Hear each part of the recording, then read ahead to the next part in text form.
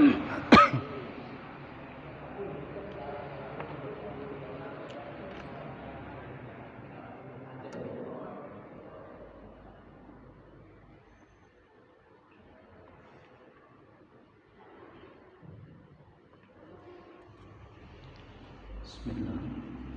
Assalamualaikum warahmatullahi wabarakatuh. Innal hamdalillah nahmaduhu wa nasta'inuhu wa nastaghfiruh wa na'udzu billahi min syururi anfusina wa min sayyiati a'malina. May yahdihillahu fala mudilla lahu wa may yudlil fala hadiya lahu.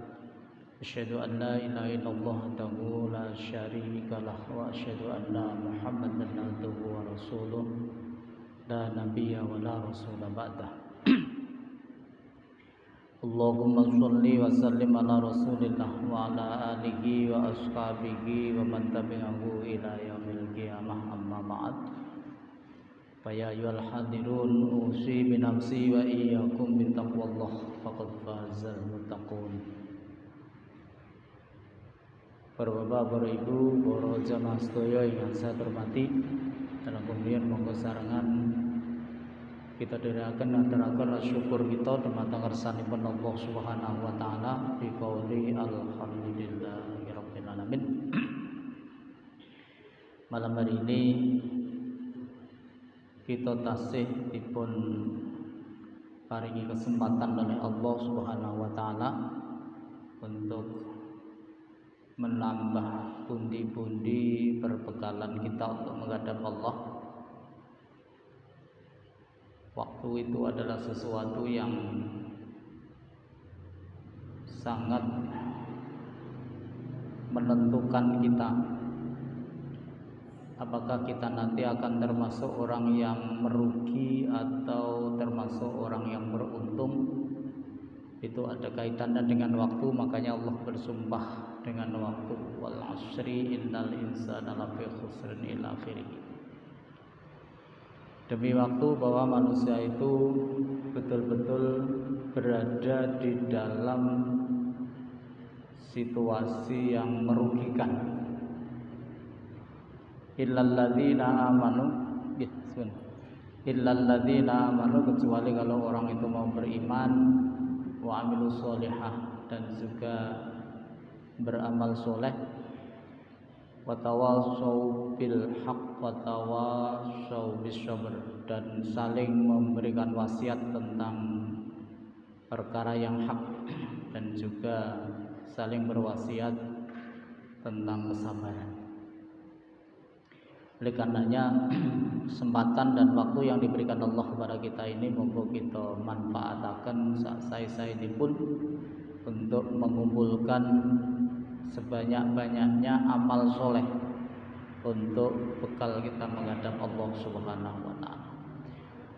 Salawat dan salam mudah-mudahan tetap terlimpah tercurah pada Rasulullah Muhammad sallallahu alaihi wasallam, uswah hasanah kula lan masami. Bapak Ibu yang saya hormati, kita awali kanthi wacan basmalah. Bismillahirrahmanirrahim. Malam hari ini kita masuki bab baru, bab yang keempat di dalam kitab Riyadhus Shalihin, Babus Sidqi. Babus Sidqi utawi iki kubab kang mertelaake jujur utawa temen. Jadi nanti di bab ini hadis-hadis yang disampaikan oleh Imam Nawawi itu terkait dengan persoalan kejujuran, Pak, atau siddiq.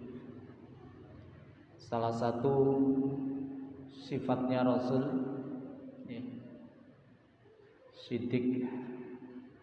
Siddiq niku artinya jujur, teman, lawan dari kadzib. Monggo.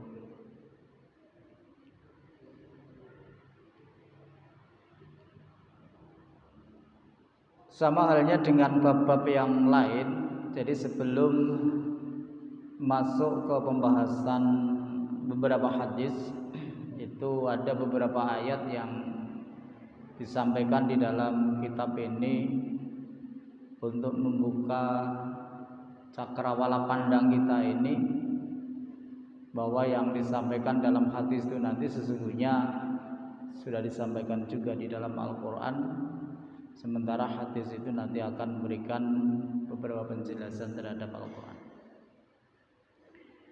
Qala Allah Ta'ala, qala ngendika sapa Allah Gusti Allah Ta'ala maha luhur sapa Allah. Ya ayyuhalladzina, he eling-eling wong akeh. Ini sudah sering kita sampaikan Bang jadi yaitu harfu nida atau huruf yang fungsinya itu untuk memanggil.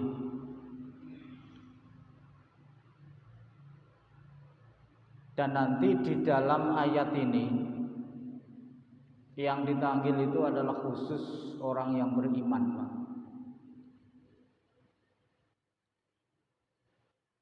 Ya ayyuhalladzina, he eling-eling wong kang wong akeh amanu kang padha iman sapa alladzina. Allah memanggil orang-orang yang beriman, kemudian setelah dipanggil di situ ada dua perintah, Pak. Perintahnya itu adalah pertama ittaqu Allaha. Ittaqu wedya sapa sira kabeh utawa takwa sapa sira kabeh Allah Gusti Allah. Yang kedua wakunu ma'asyadiqin. Wakunu lan ana sapa sira kabeh ana iku ma'asyadiqin nyartani pira-pira wong kang padha temen. Jadi ada dua perintah di dalam ayat ini. Yang pertama, kita diperintah untuk menjadi orang yang bertakwa. Kalau menurut takrif yang diberikan oleh para ulama, ya takwa itu melaksanakan perintahnya Allah dan meninggalkan apa yang menjadi larangan Allah. Imtitsalu awamiri wajtinabu nawahihi. Jadi melaksanakan perintahnya Allah dan meninggalkan larangannya Allah. Adanya perintah kepada orang yang beriman supaya menjadi orang yang bertakwa, niki bisa dipahami bahwa orang yang beriman itu belum tentu bertakwa. Jadi nanti kalau kita membuat tahapan begitu Pak, tahapan. Orang itu yang harus dimiliki pertama itu keimanan. Jadi ini modal dasar Pak, keimanan itu modal dasar. Nanti kalau orang ini sudah beriman, maka orang ini secara khusus akan diperintah oleh Allah untuk menjalankan ibadah-ibadah tertentu. Makanya non saya Pak, di surat Al-Baqarah ayat 183 itu ketika Allah menyampaikan kewajiban puasa di bulan Ramadan, maka diawali dengan sebuah panggilan kepada orang-orang yang beriman. A'udzubillahi minasyaitonir rajim. Ya ayyuhalladzina amanu kutiba alaikumussyam. Wahai orang-orang yang beriman, diwajibkan kamu sekalian untuk berpuasa. Kama kutiba alal ladzina min qablikum, sebagaimana juga diwajibkan pada orang-orang sebelum kamu. Jadi kewajiban puasa ini sebetulnya bukan hanya kepada orang yang beriman. Dalam Al-Qur'an istilah orang yang beriman itu ditujukan kepada umatnya Rasulullah. Jadi ada istilah alladzina amanu ini istilah khusus ditujukan kepada umat Rasulullah.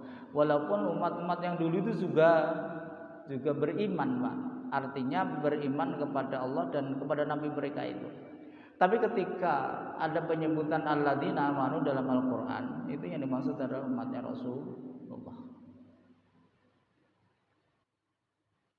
Kepada orang-orang yang beriman itu Allah memberi sebuah informasi bahwa orang yang beriman itu punya kewajiban berpuasa.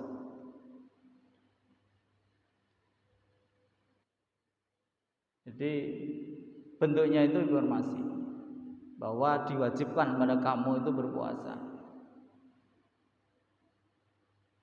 Di akhir ayat itu, Bapak sekalian, setelah Allah menyapa orang yang beriman, kemudian Allah memberikan perintah, menyampaikan perintah tertentu yang terkait dengan ibadah. Maka kemudian di akhir ayat itu Allah dakwakan la'allakum tattaqun, supaya kamu sekalian ini menjadi orang yang tatakun. Tatakun itu bentuknya fi'il mudhari' dan itu sebuah proses begitu. Maknanya begini, Pak. Jadi orang beriman kemudian melakukan ibadah. Contoh yang ada di dalam ayat itu adalah puasa. Ini tidak secara otomatis orang itu akan menjadi orang yang bertakwa, tapi masih diharapkan berproses untuk mencapai takwa yang sesungguhnya. Dan takwa yang sesungguhnya ini adalah sesuai dengan apa yang menjadi tujuan diturunkannya Al-Quran. Jadi di awal surat Al-Baqarah Allah menyampaikan bahwa tujuan diturunkannya Al-Quran itu adalah untuk memberikan hudan, memberikan bimbingan lil muttaqin, supaya kita ini menjadi orang yang bertakwa. Karena nanti kalau kita ini menjadi orang yang bertakwa, ya tentu ini dalam penilaian Allah, bukan penilaian kita. Maka nanti dijamin kita ini masuk surga. Bahkan kalau kita tangkap dari ayat yang lain, misalnya di surat Ali Imran ayat 133 itu Allah dakwakan, coba kita resapi, Pak. A'udzu billahi minasyaitonir rajim. Wasari'u ila maghfiratin mir rabbikum. Bersegeralah kamu itu untuk mendapatkan ampunan dari Tuhanmu. Niki kira-kira ayat ini ditujukan kepada orang yang masih hidup atau sudah mati, Pak? Masih hidup, ya? Bersegeralah kamu untuk mendapatkan ampunan dari Tuhanmu.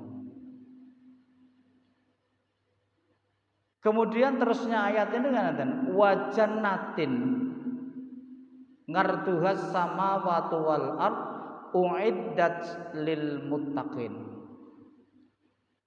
Dan juga bersegeralah kamu itu untuk mendapatkan tiket surga. Ngarduhas samawati wal ard, yang luasnya surga itu sama dengan luasnya langit dan bumi. Allah sampaikan ungiddat, al jannah itu disiapkan lil muttaqina, bagi orang-orang yang bertakwa. Jadi orang itu meskipun masih hidup, kalau orang itu dalam kondisi takwa, itu disiapi surga oleh Allah. Penake matur ngoten niku wis nyekel tiket swarga. Engko lek mati karek rono ngoten lho. Nggih. Tapi ini Pak, jangan pernah kita ini berbangga dengan ibadah kita, dengan sholat kita, dengan puasa kita, dengan zakat kita.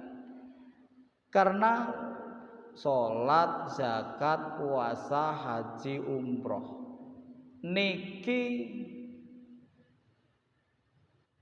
akhir dari ibadah kita ini hanya bisa mengantarkan diri kita ini menjadi orang yang berproses, Pak.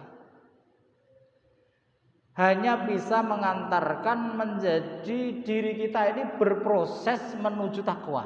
Tidak langsung otomatis begitu sholat selesai takwa, begitu puasa selesai takwa, begitu haji selesai takwa, mboten Pak. Kita hanya berproses, melalui ibadah itu kita berproses.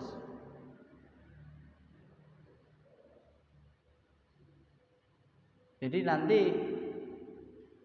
gambilipun matur ngoten niku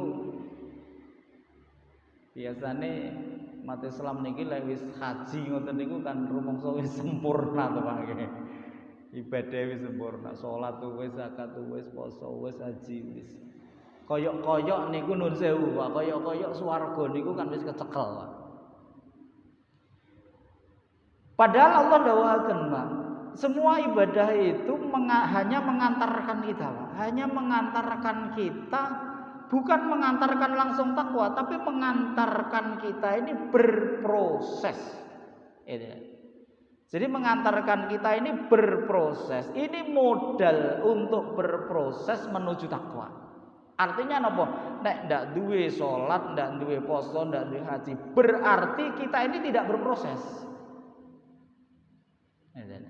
Kalau kita punya sholat, kita ini punya puasa, kita ini punya zakat, kita ini punya haji, berarti diri kita ini memproses, Pak. Memproses diri kita ini menuju kepada kualitas diri yang namanya takwa. Nah, nun sewu, Pak. Kalau kita mengacu misalnya, niki nun sewu, kula jelasnya rada dawa, bar niki mungkin terus ayat berikutnya. Kalau kita mengacu misalnya di Al-Imran 133 kemudian 134. Setelah kita ini beribadah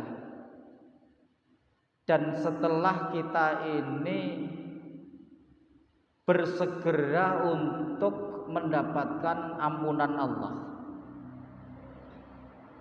Ini proses seperti itu. Maka nanti setidaknya itu ada 2 titik, Pak.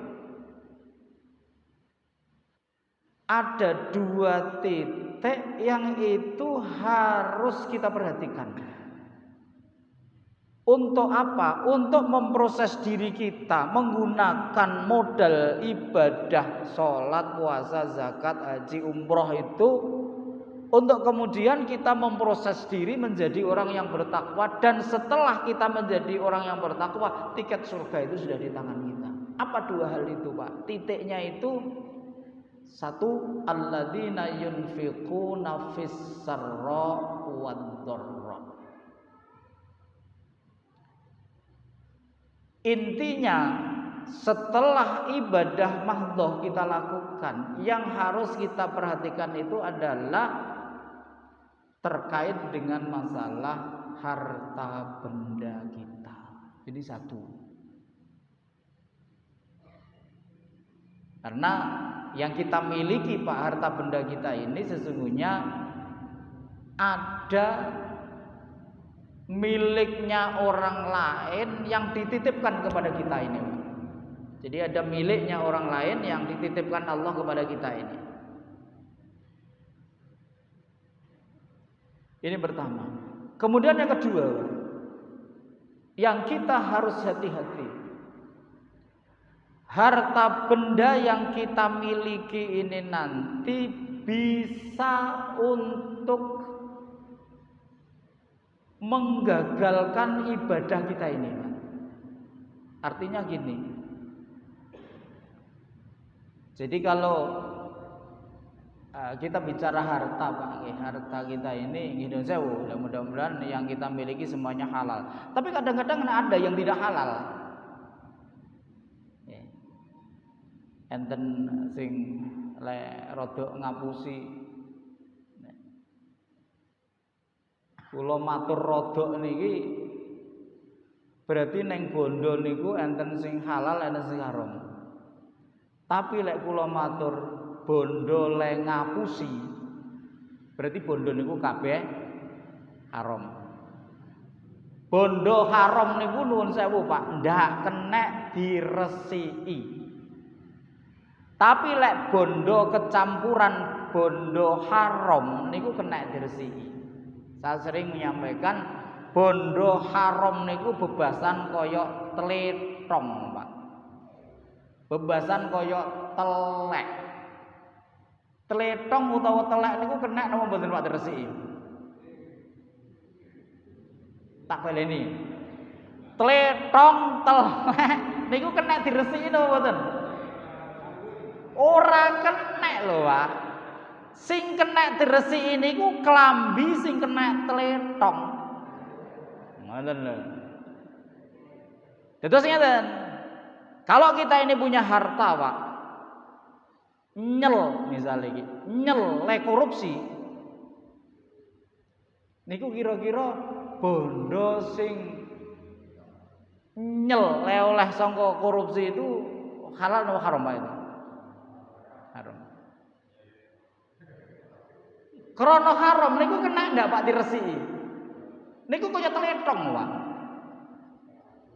Niku koyo telek. Ora kena Pak diresiki.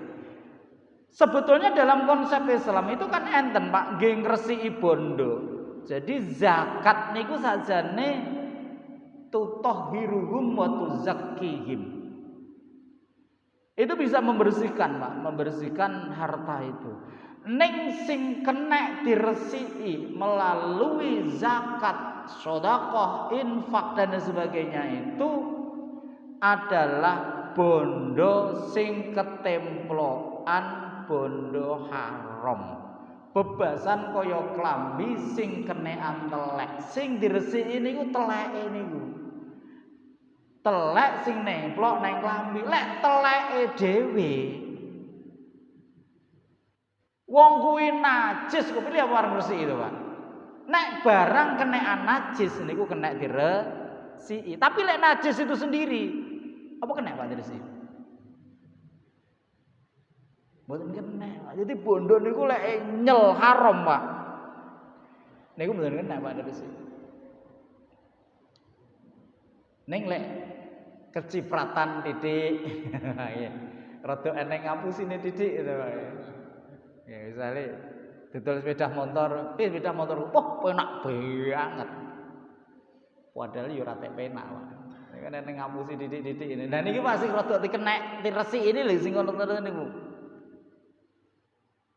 Tapi lek ngapusi nyel, Pak. Nah niku padha karo bondo sing diperoleh itu adalah padha karo telek, Pak. Mungkin kena itu ada sih. Makanya harta yang haram itu nanti akan mempengaruhi ibadah kita. Kalau kita makan berpengaruh terhadap ibadah kita. Kalau kita minum berpengaruh terhadap ibadah kita. Kalau kita belikan pakaian kemudian kita pakai untuk beribadah berpengaruh terhadap ibadah kita. Makanya ketika nun sewu, Pak, kita sudah puasa, kita sudah sholat, kita sudah zakat, kita sudah haji, ya umroh. Kita kan sedang berproses untuk menjadi takwa.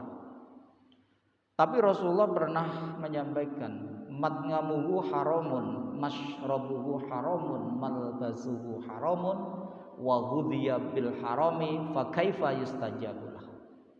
Orang kalau makanannya haram, minumannya haram, pakaian yang dikenakan itu ya beli dari harta yang haram. Waktu kecil dia disuapi dengan barang yang haram.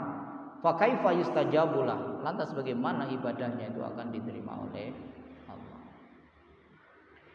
Jadi nanti harta kita ini sangat menentukan proses ini, Pak. Baik harta dari sisi bagaimana kita ini mendapatkannya maupun dari sisi kemana kita tasarufkan. Makanya Nabi mengatakan harta kita itu nanti yang diteliti oleh Allah dua. Min aina iktasaba wa fi aina anfaqa. Jadi harta kita ini yang akan diteliti oleh Allah itu dari mana harta itu didapatkan, dengan cara apa, halal atau haram. Kemudian yang kedua, kemana harta itu kemudian diinfakkan.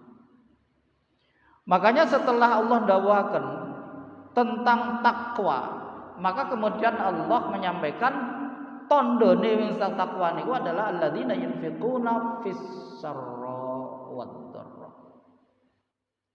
Tandanya orang yang bertakwa itu adalah siap Pak untuk menginfakkan hartanya baik dalam kondisi lapang maupun kondisi sempit.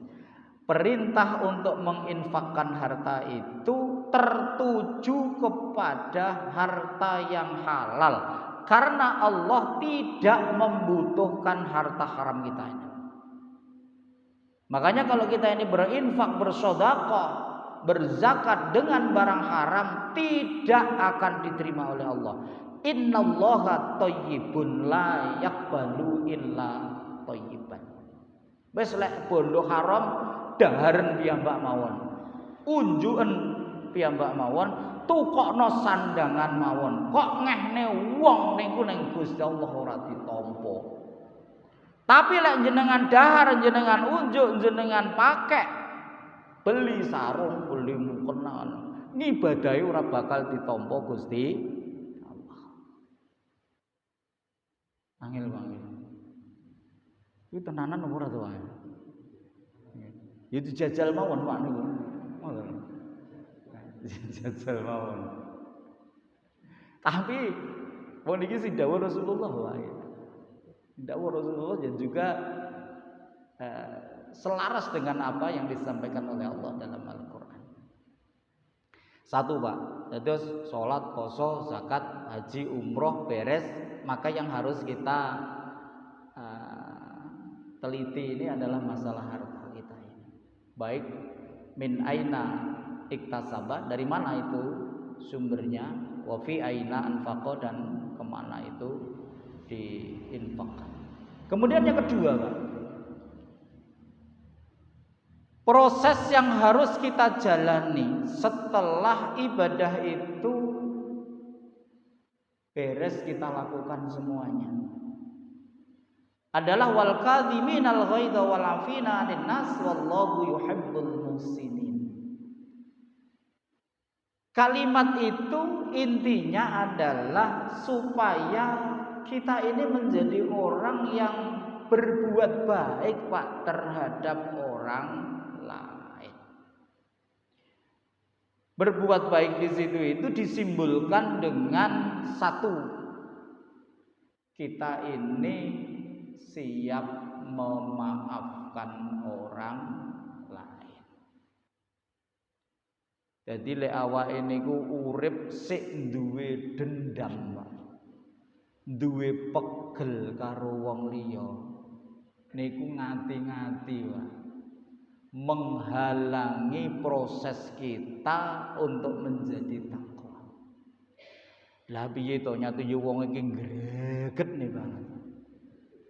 Omong sak omong lek urung nglarani atine wong ngono iki ora marem.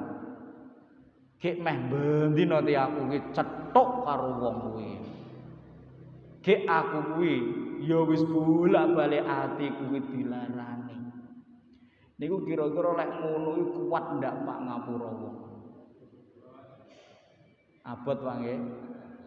Nek dawuh abot Pak, berarti proses panjenengan untuk menjadi takwa ki abot. Ngoten to Pak. Jenengan ngapura ya Pak wong sing kaya ngono. Nggih Bu nggih. Bu. Wah, pun to jenengan ngapura. Panjenengan iki sakjane lek duwe kanca, duwe tangga, duwe dulur sing tukang nglarani ati, panjenengan niku kedah kathah bersyukur dhateng Gusti Allah. Alhamdulillah dalan dadi wong takwa nyepak. Omong duwe dulur sing ngoten Pak greget ndak umum. Niku awake bersyukur pada Gusti Allah. Alhamdulillah duwe dulur sing kenek tak nggih dalan dadi takwa. Ngono ya, Pak. Pomo aku ndak duwe dulur kuwi, aku lek golek ning endi? Pomo duwe tangga yang seperti itu, tukang nglarani, omongane wis ndak karu-karuan. Niku bersyukurlah panjenengan, Pak. Rasah adoh-adoh golek dalan neng suwarga. Dalane wis cepak. Napa malih lek panjenengan niku dikupeng tangga sing gregetne kabeh wae.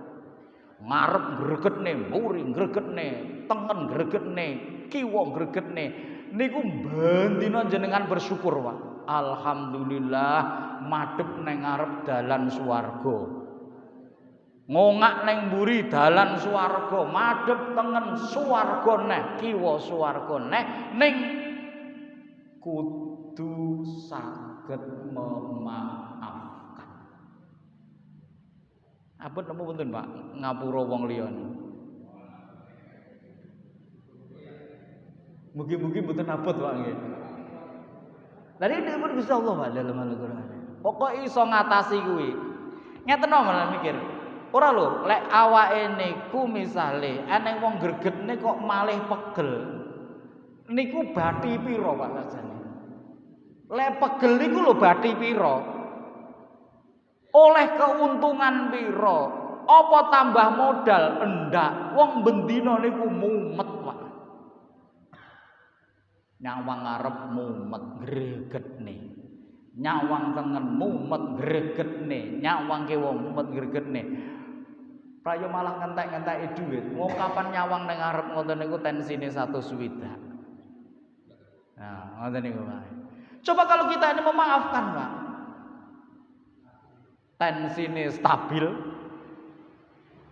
Kita ini oleh Allah dianggap sudah memproses diri kita ini untuk menjadi orang yang bertakwa. Yang orang bertakwa itu dijamin masuk surga. Kurang penak piye? Panjenengan lek tangga kanan kirinya ngarep mburi kok apik kabeh. Niku angel Pak dalan swarga lho, Pak. Alu wong greget-gregetne lho Pak niku. Tak disyukuri mawon, Pak. Tapi ya ora usah golek lho, Pak ya. Aku tak golek tangga-tangga sing greget-gregetne mboten usah golek, Pak. Tapi memaafkan orang lain ini memang berat Pak dalam hati. Tapi itu nilainya luar biasa di hadapan Allah Subhanahu wa taala. Lek duwe tangga sing gregetne niku jenengan openi, Pak. Gen aja ndang ngalih ngoten lho maksudnya. Lek enten napa-napa yo dicaosi, kelanterong yo dicaosi, gawe gembrot yo dicaosi. Malah kalau kita ini tidak sekedar memaafkan tapi mampu berbuat baik, kita ini oleh Allah dimasukkan kelompok orang-orang yang dicintai Allah. Wallahu yuhibbul muhsinin, dan Allah itu mencintai orang-orang yang berbuat ihsan. Orang yang masuk kelompok ihsan itu adalah orang yang mampu berbuat baik kepada orang yang berbuat jelek. Kalau kita ini berbuat baik kepada orang yang baik saja itu masih biasa, Pak. Tapi kalau kita ini mampu berbuat baik kepada orang yang berbuat jelek, maka kita ini nilainya sangat tinggi di hadapan Allah. Wa kunu ma'as shodiqin, wa kunu lanano sira kabeh iku ma'as shodiqina sartane wong-wong kang temen. Jadi perintah kedua di dalam ayat ini, setelah Allah memerintahkan kita ini untuk memproses diri menjadi orang yang bertakwa, maka kita ini diperintahkan awara golek kanca wong-wong sing temen. Aja golek kanca wong-wong sing pembohong, pendusta dan lain sebagainya. Mengapa? Karena teman itu sangat berpengaruh Pak terhadap kita. Jadi perintahnya Allah bagi orang-orang yang beriman yang melakukan proses ketakwaan itu, carilah teman-teman as-shadiqina. Orang-orang yang jujur, wong sing temen. Walaupun mungkin dari sisi keduniaan mungkin kurang begitu memberikan masukan Pak kepada kita, tetapi itu dari sisi ukhrawiyah, teman yang jujur itu akan sangat menyuburkan sifat jujur yang ada pada diri kita, sekaligus itu mempermudah kita ini untuk memproses diri menjadi orang yang bertakwa. Itu ada di dalam surat At-Taubah ayat 119. Wa qala lan dawu sapa Allah taala maha luhur sapa Allah wasyadiqina wasyadiqat. Allah bicarakan tentang as-shadiqin, yaitu orang laki-laki yang jujur, wasyadiqat, dan juga orang perempuan yang memiliki sifat jujur. Ini ada di dalam surat Al-Ahzab ayat 35. Wa qala lan ngendika sapa Allah taala maha luhur sapa Allah, falau shadaqu mongko lamun padha temen sapa alladzina Allah ing Gusti Allah lakana yakti ana sapa wong kang temen utawa wong kang jujur, lakana yakti ana apa jujur apa temen niku wau iku khairon luweh bagus lagum maring alladzina. Kalau orang-orang itu mau untuk jujur, untuk temen, maka sesungguhnya itu kembali kepada dirinya sendiri, bahwa kejujuran itu nanti sangat baik. Bahkan kalau kita telusuri dari sisi nahwunya, Pak, khairan itu adalah isim tafdil, maksudnya bermakna superlatif. Jadi khairan itu memiliki makna lebih. Jadi kejujuran itu lebih baik ya, bagi siapapun dan terutama bagi orang-orang yang beriman. Wa amal hadisu lan anapun utawi pira-pira hadis, fal awalu mongko hadis kang kawitan niku ngani Ibnu Mas'udin cinarita saking Ibnu Mas'ud. Jadi hadis pertama yang disampaikan di dalam kitab ini bersumber dari Ibnu Mas'ud.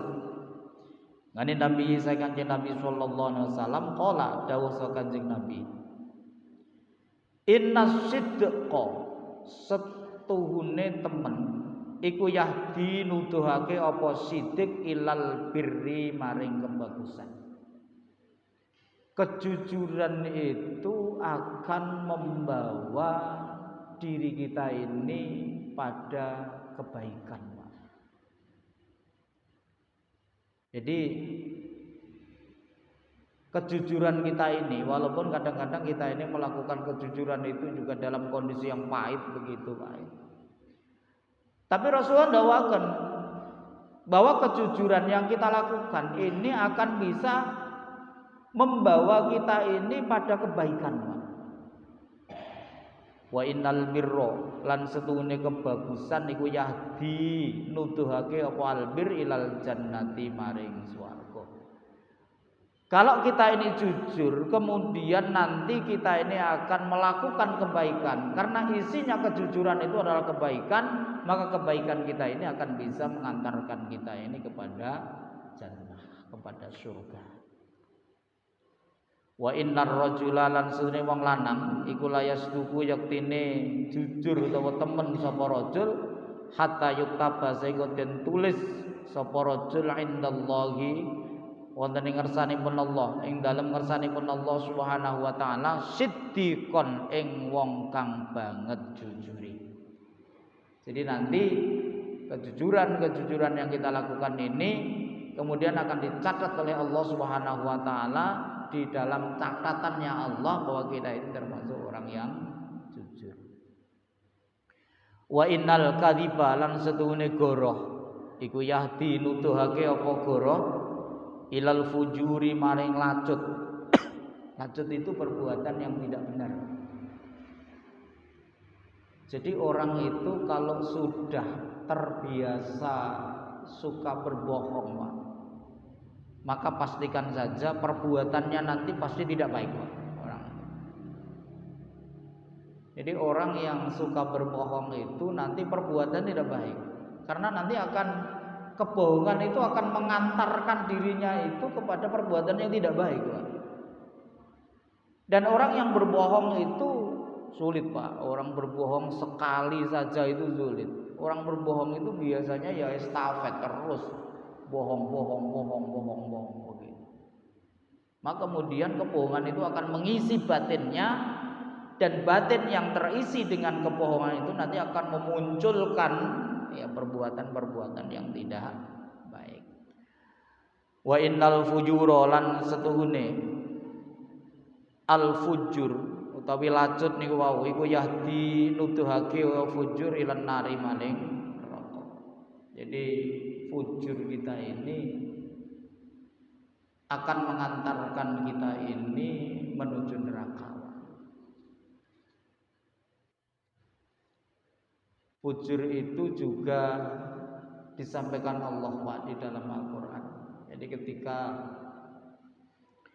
manusia itu selesai diciptakan jiwanya, Pak, wa nafsi wa ma sawwaha, dawuh Allah, wa nafsin demi jiwa,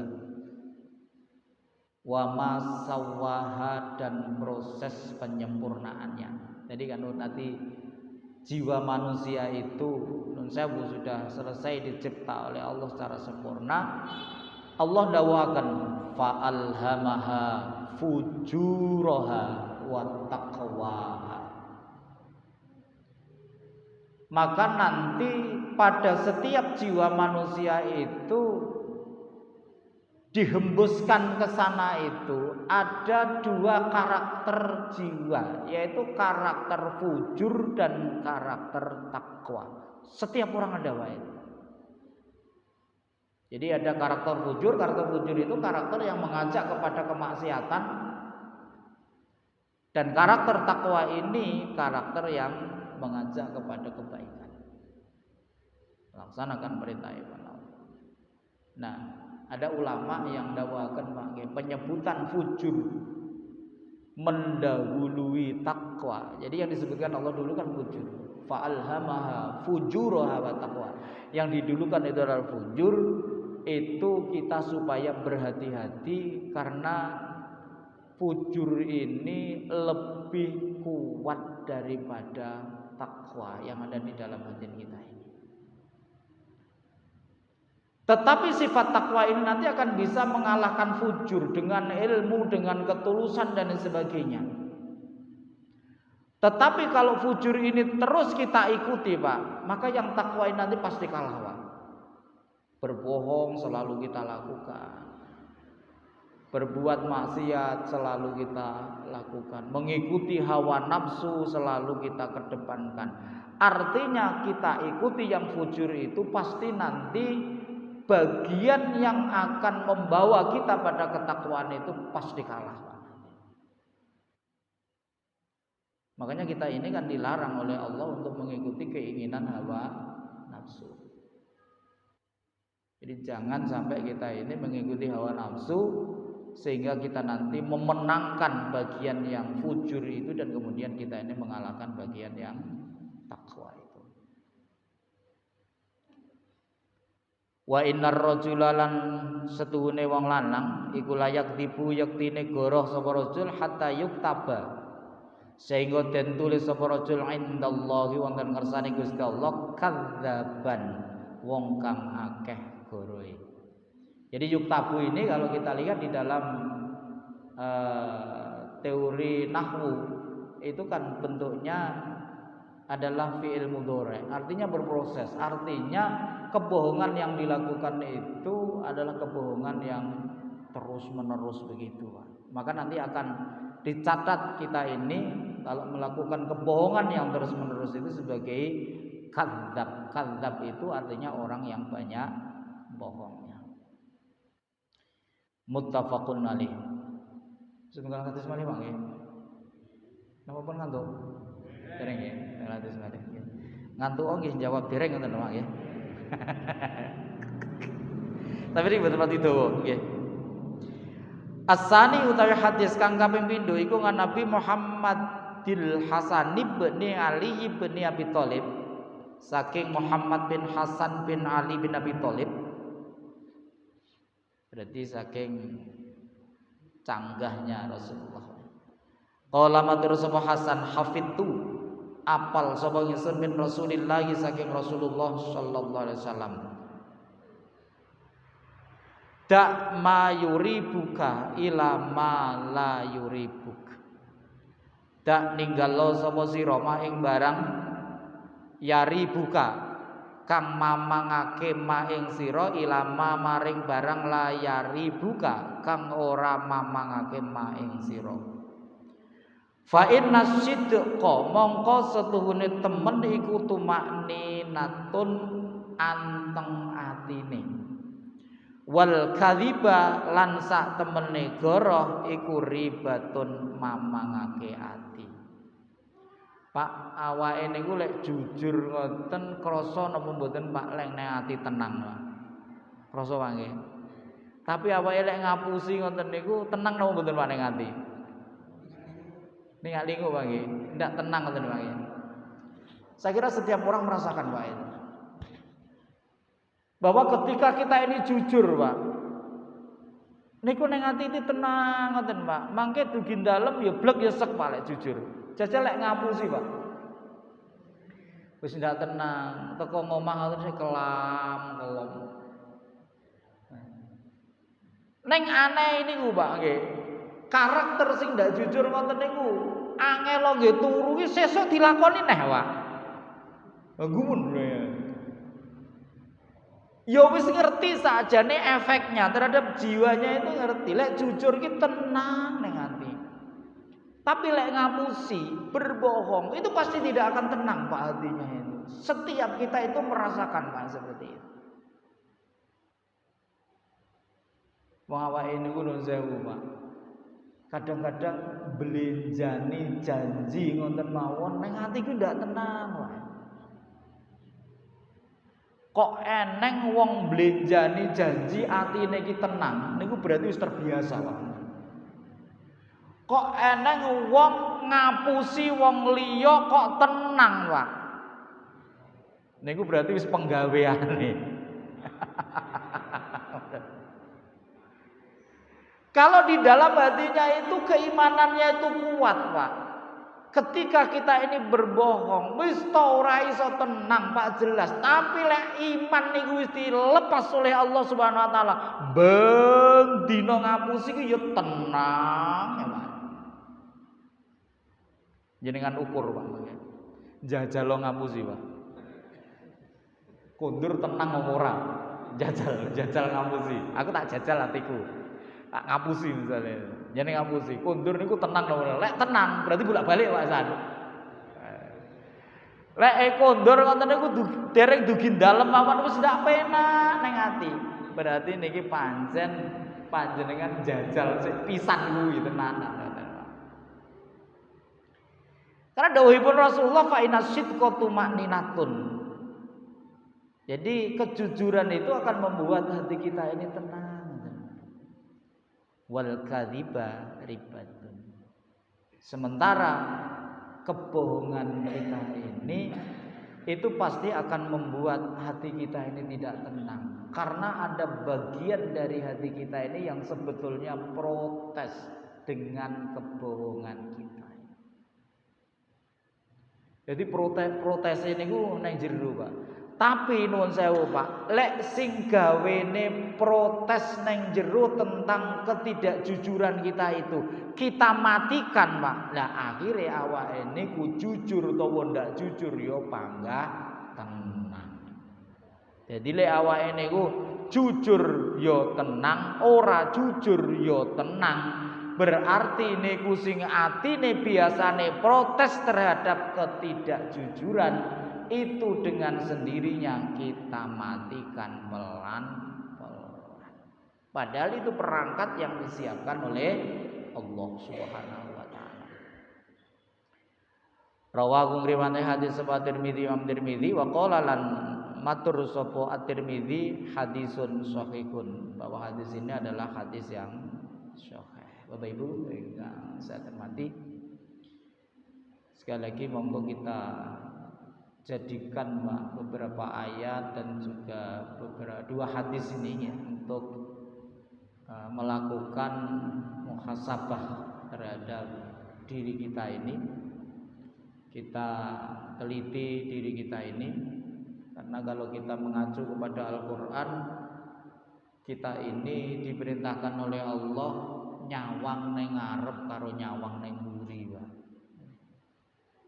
Jadi ke depan kita ini, hal-hal yang di depan kita ini juga perlu untuk kita pikirkan, kita renungkan.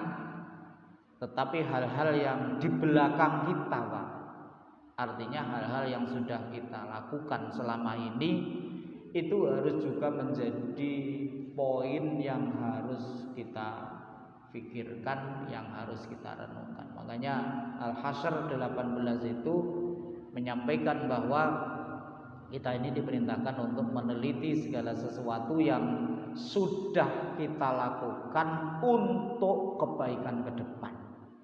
Wal tangdur nafsum ma qaddamat lihat. Jadi lihatlah ke belakang untuk meneliti dirinya dalam rangka untuk kepentingan kebaikan kita ini di masa yang akan datang.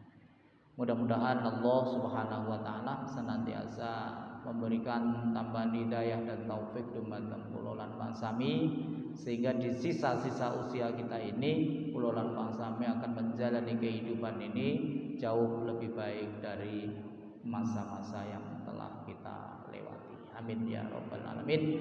Wonten kekirangan, wonten kekhilafan yang pamunten yang saageng-agengipun, monggo kita pungkasi kanthi waosan hamdalah sesarengan. Alhamdulillahirabbil alamin. Nasrum minallah wa fathun qarib wa basyiril minin. Assalamualaikum warahmatullahi wabarakatuh.